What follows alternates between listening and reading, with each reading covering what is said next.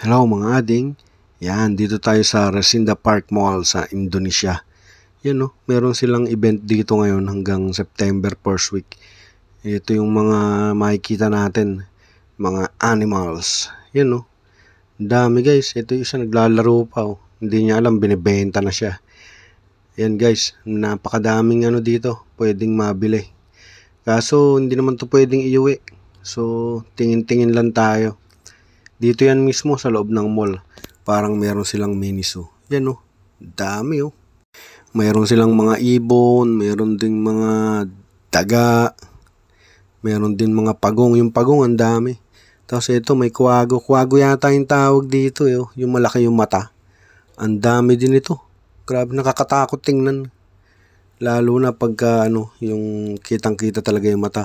Tapos ito yung mga daga oh. Pinapakain nila. Tapos ito naman naglalaro. Hindi rin nila alam na ibebenta na din sila. Yan oh, ang dami. Maliliit, malalaki, halo-halo na. Pati yung pagong ganun din. May mga malalaki. Ayan yung maliliit oh. May tinutubigan pa sila ng konti. Pwede pala tong ibenta. Hindi ko alam kung sa Pilipinas pwede tong ibenta ng ganito. Yung naka-public. Yan oh, ang dami oh. Meron din mga pusa. Ang gaganda ng pusa oh.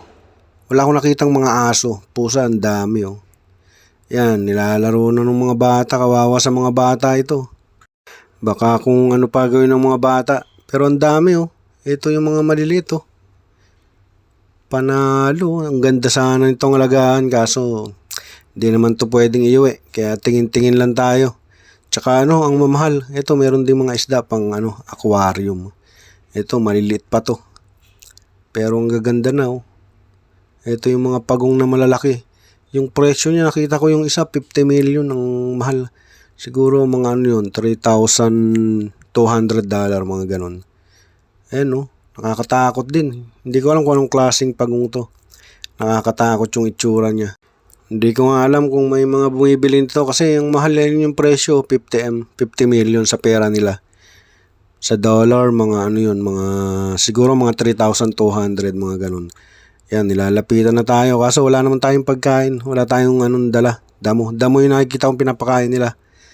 Yan andito mismo sa harap ng mall. Sa loob ng mall pero siya, malapit sa entrance.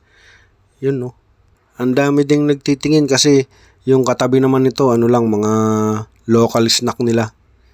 Talagang local na local. Yung makikita mo sa mga street food nila. Kaso hindi tayo bibili kasi iba yung presyo dito, iba na yun. Mas mahal dito sa loob. Doon na lang tayo sa labas bumili kung may gusto tayo. Yan kumakain na rin. Ito yata to, tarsier. Tapos ito naman yung kuwago. Yan laki ng mata Dalawa to eh. Tapos meron pa doon sa kabila, ang dami. Yan nakakatakot tingnan.